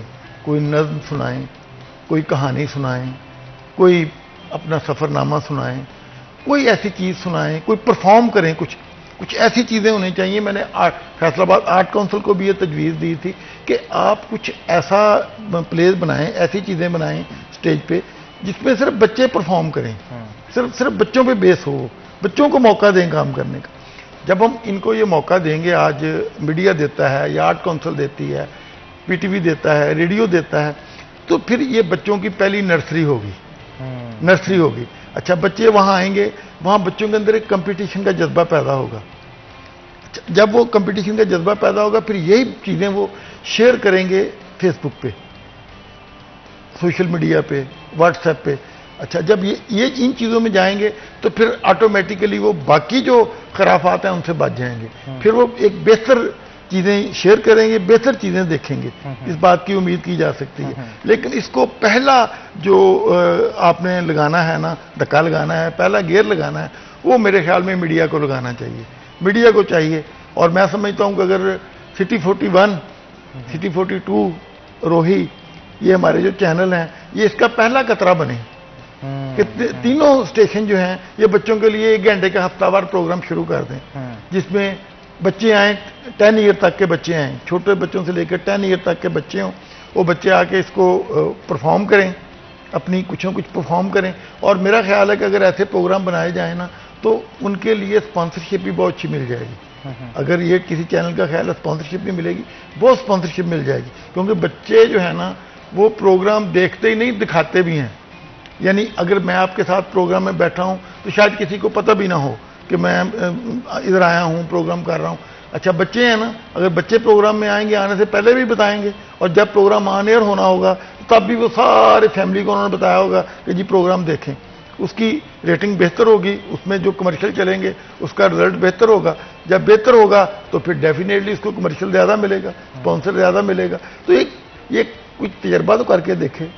اور بہتر یہی ہے کہ ہم کر کے دیکھیں سب سے پہلے، اس کے بعد پھر باقی چلیں. تو پھر یہ ہو سکتا ہے جیسے آپ نے فرمایا کہ سوشل میڈیا جو ہے وہ ہمارے لیے ایک راستہ بن سکتا ہے. اس کا پازیٹیو استعمال ہو سکتا ہے کہ بچوں کے اندر لکھنے کی صلاحیت پیدا ہو. بھلے اپنے پیج بنا کے اس پہ لکھیں، نہ لکھیں، ویسے اپنے پیجز بنا کے اس پہ لکھیں، اس پہ کمنٹس لائک ان کو ملے، ان کو لکھنے کی صلاحیت وہاں سے مل جائے. کوئی حرج والی بات نہیں ہے. سوشل میڈیا کو ہمیں استعمال کرنا چاہیے. لیکن اس کے لیے یہ پہلی بات ہے کہ یہ ہم خود ایک سٹیپ لیں. یہاں سے بچوں میں مطالعہ کا شوق پیدا ہوگا، مشاہدہ ہوگا، مقابلے کی فضا بنے گی، اور یہ ان کو آگے لے کے چلے گی. بالکل ٹھیک کہا. عامر صاحب، آپ نہیں سمجھتے کہ تعلیم ہمیشہ تعلیم کے ہی آڑے آ جاتی ہے؟ یہ بھی تو تعلیم ہے نا، بچوں میں ادب پیدا کرنا. اب والدین تعلیم اور طرح کی، بکس میں جو لکھا ہے، نمبرز لینے ہیں، جاب لینی ہے، ڈاکٹر بننا ہے، انجینئر بننا ہے، اس تعلیم کی آڑ میں جو اصل تعلیم ہے، جو ان کو تہذیب اور ہمارا تمدن، ثقافت اور ایسی چیزیں سکھاتی ہے، اس کو اس سے دور کر رہے ہیں؟ ہاں جی، یہ ایک علم ہے، ایک تربیت ہے. ہمارے ہاں تربیت کا ایک نظام تھا پہلے برے صغیر، گھروں میں بھی، مساجد میں بھی، مشاعروں میں بھی، ہر جگہ ہر فنکشن میں اس کا ایک تہذیب ہے، ایک طریقہ کار ہے. ابھی میں یہ جو بات کی ہے جیسے تنویر صاحب نے، اسی حوالے سے ایک جوڑ کے یہ بات کروں گا. جیسے ایک ایج کے بچے ہیں نا، 5 سال 7 سال 10 سال تک، انہیں 2-3 چیزیں، ایک تو تربیت کی وہ چیزیں جو ہماری سوشل لائف سے جن کا تعلق ہے. مطلب سڑک پہ جاتے ہیں، ان بچوں کو اشارے پورے آنے چاہیے، سڑک زیبرا کراسنگ کیسے کراس کرنی ہے. ایسے یہ اصل میں جو تربیتی چیزیں ہیں نا، یہ 5ویں تک یہ ساری آ جانی چاہیے یا 3ری کلاس تک، اور انہیں اسکول میں بتانی چاہیے. کمپیوٹر کا استعمال کرنا چاہیے اور پھر باہر لے کر نکلنا چاہیے. وہی 5-10 سال میں آپ کا جو شہر بدل جائے گا. انہوں نے ڈرائیونگ کرنی ہے، انہوں نے سڑکوں سے گزرنا ہے. ٹھیک ہے. اچھا، اسی طرح جو بولنے کا عمل ہے، گفتگو کا آج کل ٹالرنس کا مسئلہ ہے، بولنے کا نہیں ہے، بدتمیز لوگ ہوتے جا رہے ہیں، کہتے ہیں نا. وہ جو بولنے کا عمل ہے نا، جیسے بھی میں نے کہا کہ بزم ادب ہوتی تھی، اب اس کو ماڈرن کرنا ہم نے. جیسے ابھی آرٹس کونسل کی بات کی ہے، یا کلاسیں ہوں، اسکولوں میں ہوں، کمپیوٹر ہے، موبائل ہی ایک سارا کچھ کمپیوٹر ہے ہمارا. اس میں بچے نے اگر نعت شریف پڑھنی ہے، کمپیئرنگ کرنی ہے، انٹرویو لینا ہے، یہ چھوٹی چھوٹی چیزیں تربیت کرتی ہیں. اچھا، یہی وہ چیزیں ہیں کہ اب یہ شروع سے تربیت نہیں نہ ہوتی تو بڑے ہو کے بھی ان میں وہی چیز رہتی ہے. مثلا میں نے بہت سی یونیورسٹی میں مشاعرے پڑھے ہیں تو بچے ٹیبل کھڑکا رہے ہوتے ہیں، یہ انہیں پتہ نہیں داد کیسے دینی ہے. اچھا، اب میں یہ سوچتا ہوں دوسرے جو پروفیسر حضرات ہیں وہ پی ایچ ڈی ہیں، ایم فل ہے، کم از کم ماسٹر تو کیا ہی ہے نا. اب وہ بھی اس قابل نہیں کہ بچوں کو بتائیں. بھائی میرے، ایک بندہ آیا ہے شعر پڑھنے، شاعر، اس کا ایک پڑھنا بولنا یہ بھی ایک تہذیب ہے، ایک طریقہ ہے. اچھا، سننا بھی ایک تربیت ہے، سنانا نہیں، سننے کی بھی ایک تربیت ہے. مثلا ایک بندے کو آپ کا پڑھ دیں ایک چیز، شعر پڑھ رہا ہے بندہ، آپ کو نہیں پسند ہے، آپ خاموش نہیں، بدتمیزی نہیں کرنی. اگر شعر پسند آ گیا آپ واہ واہ واہ کریں، داد دیں. اگر بہت پسند آ گیا دوبارہ سننا چاہتے ہیں مقرر کہیں. ٹھیک ہے. اچھا، اگر کوئی انتظامیہ میں یا کوئی مسئلہ ہے تو وہ جو صابع صدر ہوتے ہیں ان کے بھی کچھ اختیارات ہوتے ہیں. اب صابع صدر کو کچھ نہیں پتا کہ میرے اختیارات ہی کیا ہیں. صدارت کے لیے بلایا ہوتا ہے، وہ بیٹھا بھی ہوتا ہے، لیکن اس کو پتا نہیں کہ میرے بھی کچھ اختیارات ہیں یار، یہ کیوں مجھے صدر بنایا گیا. یہ مشہوری کے لیے نہیں ہے، یہ ایک نظام ہے پورا. وہ آگے لوگوں کو کنٹرول کرتا تھا کہ آپ جو مسئلہ پیدا ہو گیا، اور اس کی ہر بندہ بات مانتا تھا صاحب صدر. ٹھیک ہے. جو مہمان خصوصی ہے اس کی رسپیکٹ. اچھا، پھر وہ علم کی سطح پہ یہ لوگ بنائے جاتے تھے، علم ادب اور تربیت کے حوالے سے جن کا ایک مقام تھا. ابھی کیا ہوتا ہے، عہدے دیکھے جاتے ہیں، بندے کو کچھ نہیں ہوتا. جس بندے نے 5-4 ہزار روپے کی چائے دے دی، اس کو کہتا ہے یار صدر بنا لو، مہمان خصوصی بنا لو. یہ بھی ایسی چیزیں. اچھا، پھر یہاں سے کیا ہو گیا، اب گروپنگ شروع ہو گئی ہے. تربیت کیا ہونی، اگر جو تربیت یافتہ بندے کو گروپنگ نہیں کریں گے. ہمیں جینون لوگ چاہیے. ابھی سب ملمہ کاری ہے، وہ اس لیے ہے کہ وہ شاگرد نہیں ہے. وہ جو بندے نے پیسے دے کے شاعر بنایا، جس نے کتاب لی ہے، شاعر ہے یا شاعرہ ہے جو بھی ہے، تو اس کی وہ رسپیکٹ تو نہیں نہ ہوگی. تو جس بندے نے باقاعدہ علم سیکھا ہے کسی، وہ اور طرح خدمت کرے گا، رسپیکٹ ہے. اس کو تو پتہ ہے میں نے یار اس کو اتنے پیسے دیے، یہ چیز لی. اس کو جو کمرشلائز ہم نے کر دیا ہے نا ان چیزوں کو، یہ غلط ہے. یہ کہتے ہیں ہم نے انڈسٹری بنا دیا، ہم نے وہ کر دیا.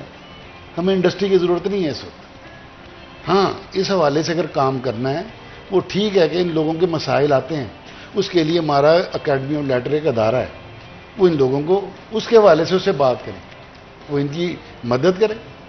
وہ جس لیول کا بچہ ہے، ایک بچہ میٹرک لیول کا ہے، ایف اے لیول کا ہے، اسٹوڈنٹ ہے، رائٹر ہے نا جو جینون ہے، تو یہ ان لوگوں کا، اداروں کا کام ہے آگے سنبھال. اور تعلیم کے حوالے سے جو دوسری چیزیں ہمیں اب یہ چیزیں تو تربیت کی ایک ضرورت ہے. وہ علم جو ہمیں خالی کتابوں میں رٹایا جاتا ہے اس کی ضرورت ہی نہیں ہے. بالکل ٹھیک ہے، ہم اس پہ مزید گفتگو کریں گے، لیکن ایک چھوٹی سی بریک کے بعد دوبارہ حاضر ہوتے ہیں. آپ نے کہیں نہیں جانا، ہمارے ساتھ ہیں.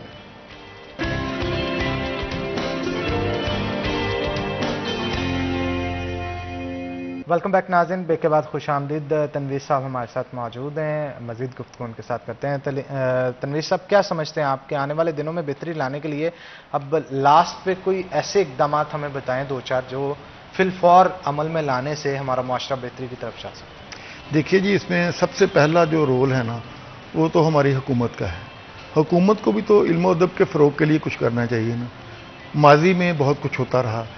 تنظیم پاکستان رائٹرز گلڈ بنی اور اس نے علم و ادب کے فروغ کے لیے کام کیا. پھر انہوں نے ایک ادارہ بنایا، Pakistan national centre, government of Pakistan, وزارت اطلاعات و نشریات کا ادارہ تھا. ہر ڈسٹرکٹ میں ان کا آفس تھا، ہال تھا جہاں پہ مشاعرے ہوتے تھے، موسیقی کے پروگرام ہوتے تھے، تقاریر ہوتی تھیں، تقریری مقابلے ہوتے تھے اور مختلف موضوعات پہ بات ہوتی تھی. جتنے بھی کرنٹ افیئر کے موضوع ہوتے تھے ان پہ بات ہوتی تھی. وہاں پہ مصوری کی نمائش لگتی تھی. تو ایسے ادارے بند کر دیے گئے ہیں، اب نہیں ہیں. لیکن اب ملک میں ایک ادارہ ہمارا ہے، وہ ہے اکیڈمی آف لیٹرز، اکادمی ادبیات پاکستان جسے اردو میں ہم کہتے ہیں. لیکن اس کے دفاتر صرف اسلام آباد اور 4 صوبائی دارالحکومتوں میں ہیں، چھوٹے چھوٹے دفاتر، اور باقی ان کی ایکٹیویٹی کوئی نہیں ہے. آج ضرورت اس بات کی ہے کہ اکیڈمی آف لیٹرز جو ہے اس کو نیچے لے کے آیا جائے، گراس روٹ لیول پہ لایا جائے. میں سمجھتا ہوں کہ ہر ڈسٹرکٹ لیول پہ اکیڈمی آف لیٹر کا دفتر ہونا چاہیے، اس کے ساتھ آڈیٹوریم ہونا چاہیے جہاں پہ علمی ادبی تقریبات ہوں، ادیبوں شاعروں کے بیٹھنے کی جگہ ہو، اور ادیبوں شاعروں کے لیے وہ ادارہ جو اکادمی ادبیات ہے ان کی فلاح و بہبود کے لیے کام کرے، ان کی معاشی ضروریات کے لیے کام کرے، ان کے کلام کے اشاعت کے لیے کام کرے، ان کی پروموشن کے لیے کام کرے. تو یہ نیچے لانے کی ضرورت ہے. اور اس میں سمجھتا ہوں کہ سب سے پہلا حق فیصل آباد کا بنتا ہے. فیصل آباد تیسرا بڑا شہر ہے اور آج تک یہاں اکیڈمی ادبیات کا دفتر نہیں ہے. تو میں سمجھتا ہوں کہ سب سے پہلے اکادمی ادبیات کا اگلا دفتر جو بننا چاہیے وہ فیصل آباد میں بننا چاہیے. یہ ہمارا تیسرا بڑا شہر ہے اور یہاں سے بڑے بڑے نامور شعراء پیدا ہوئے ہیں اور بڑی تعداد شعراء کی یہاں مضافات میں اور یہاں رہتی ہے. تو یہاں یہ ہونا چاہیے اکادمی ادبیات. آپ نے تو عامر صاحب بھی ہمارے ساتھ موجود ہیں، تو میں چاہتا ہوں عامر صاحب کوئی کلام بھی ہمیں سنا دیں. ہم نے ایشوز کے اوپر تو کافی گفتگو کی، اب لاسٹ پہ جاتے جاتے کوئی 2-4 اشعار جو ہیں اچھے سے ہمیں سنائیں تاکہ ہماری آڈینس بھی جو ہمیں دیکھ رہی ہے محسوس ہو سکے. شاعر ہو اور کلام نہ سنیں، یہ تو نعمت ہے نا. پھر ایک تو محرم کے حوالے سے حضرت امام پاک علی